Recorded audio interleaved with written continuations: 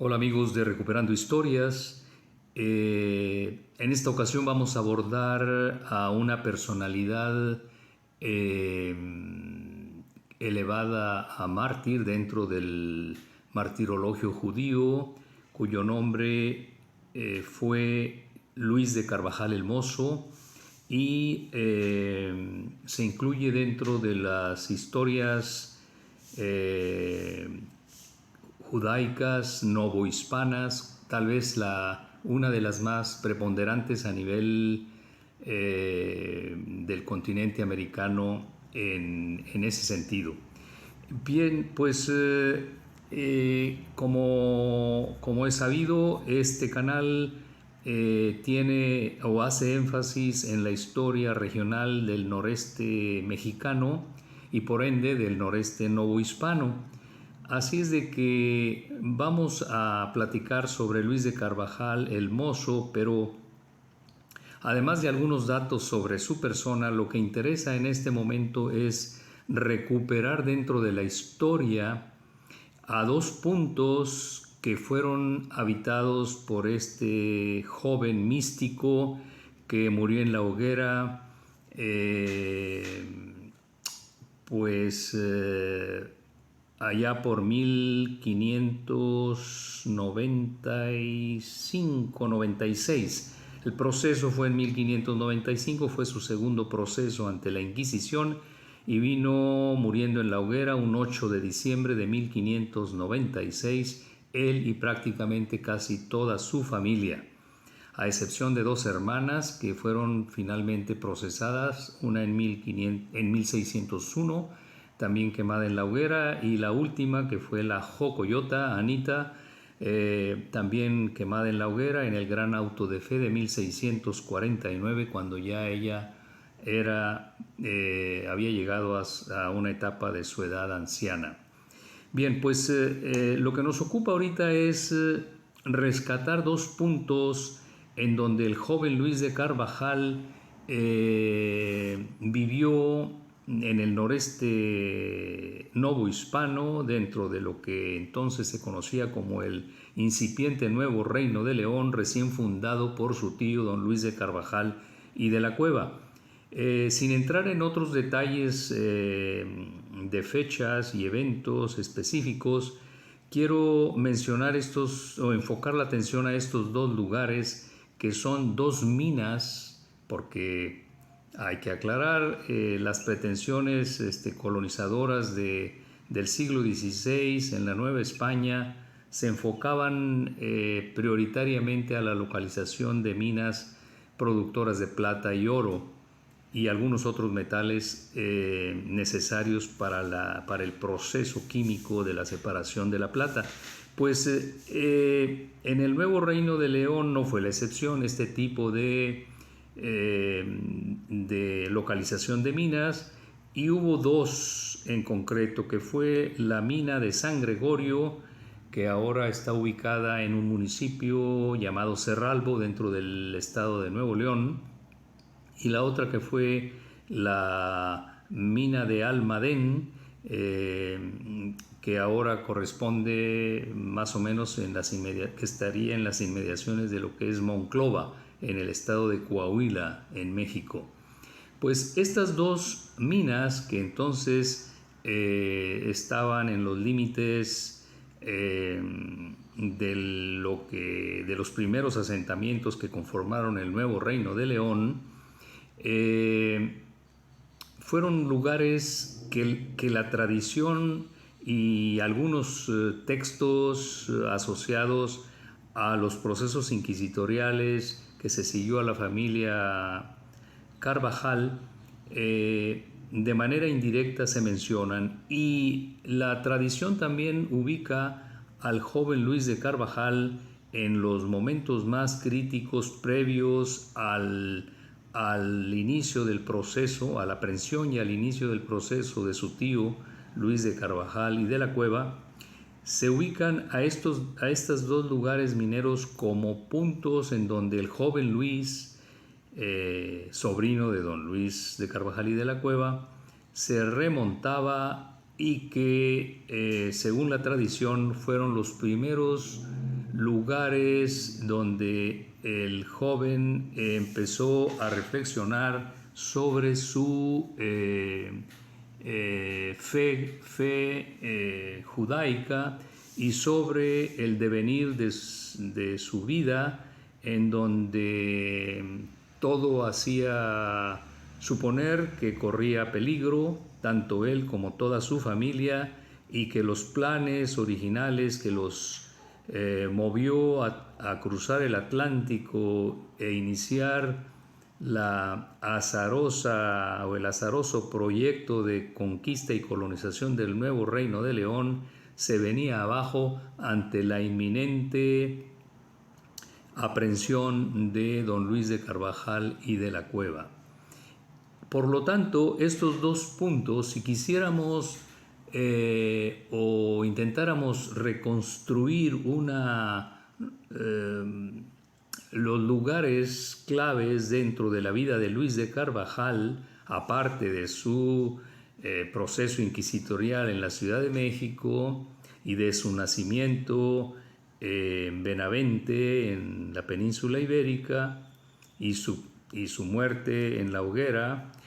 Estos otros dos puntos creo que son muy poco observados en su biografía, y como mi pretensión de recuperar datos esenciales dentro de la historia del noreste mexicano, creo que es o sería muy interesante ahondar en estos dos puntos, y ahondar desde el punto de vista no minero, sino desde el punto de vista de lugares en donde el joven Luis de Carvajal habitó, vivió, se recluyó, y donde muy probablemente tuvo sus primeras grandes reflexiones que lo fueron llevando poco a poco al misticismo y a la convicción de defender su fe judaica, que vino acabando con su vida mediante el proceso inquisitorial, que es muy conocido ya dentro del martirologio judío. Bueno, pues estos dos puntos que están muy cercanos geográficamente uno al otro y que se ubican en el noreste mexicano, tal vez en un futuro vayan a ser objeto de rescate por parte de la historia de la historia formal, tanto de México como de la región del noreste mexicano, como del rescate histórico de los mártires dentro del judaísmo del siglo XVI en el continente americano. Cito estos dos puntos con la idea de que en años futuros las nuevas generaciones, tanto de las comunidades judías mexicanas como de quienes se interesen en la historia regional, pongan atención y se destinen recursos para ahondar en esta historia poco analizada y en este otro enfoque dentro de la vida de Luis de Carvajal el Mozo. Y para ubicarnos en el tiempo, se estima que entre los años de 1580 y 1589, Luis de Carvajal el Mozo transitó entre San Gregorio y Almadén, entre Santa Lucía, que es el preámbulo de lo que después fue la ciudad de Monterrey, y toda esta área que está al sur del río Bravo, y entre la ciudad de Monterrey y la ribera del río, y que aunque son regiones relativamente áridas, representaron en ese momento tal vez tal vez, y según algunas, tanto la tradición como algunas notas del proceso inquisitorial, jugaron un rol importante en el futuro místico de Luis de Carvajal el Mozo. Y como dato final quisiera mencionar un apunte que dejó para la posteridad Fray Alonso de Contreras, que fue el monje dominico que acompañó a Luis de Carvajal el Mozo en sus últimos momentos, y que sobre este joven hombre camino a la hoguera, Fray Luis Alonso de Contreras escribió y dio un testimonio final que para muchos es prácticamente una especie de epitafio en lo que hubiera sido, de no haberse quemado, la tumba de Luis de Carvajal el Mozo. Y este fraile, monje dominico, escribió, y entre comillas lo menciono: siempre fue tan buen judío y acomodaba su entendimiento que lo tenía agudísimo y delicado, y su voluntad sumamente aficionada a volver por la ley de Dios y morir por ella, que sin duda tengo para mí, si viviera antes de nuestro Redentor, hubiese sido hebreo heroico y tuviera hoy en la Biblia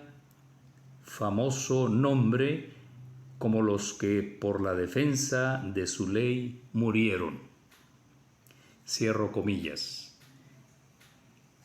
Bien, amigos de Recuperando Historias, esta historia que abordé de manera muy breve y que tiene ya en las últimas décadas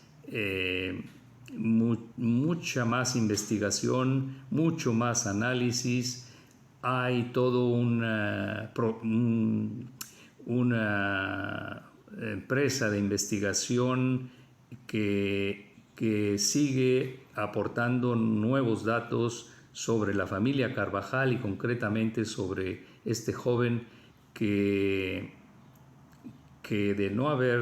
muerto en la hoguera muy probablemente hubiera sido uno de los grandes rabinos o de los primeros rabinos de importancia en el Nuevo Mundo. Pues muchísimas gracias por su tiempo y ojalá que estos datos breves sobre este místico novohispano den pie a nuevas inquietudes y nuevas investigaciones sobre la historia del noreste mexicano y del sureste tejano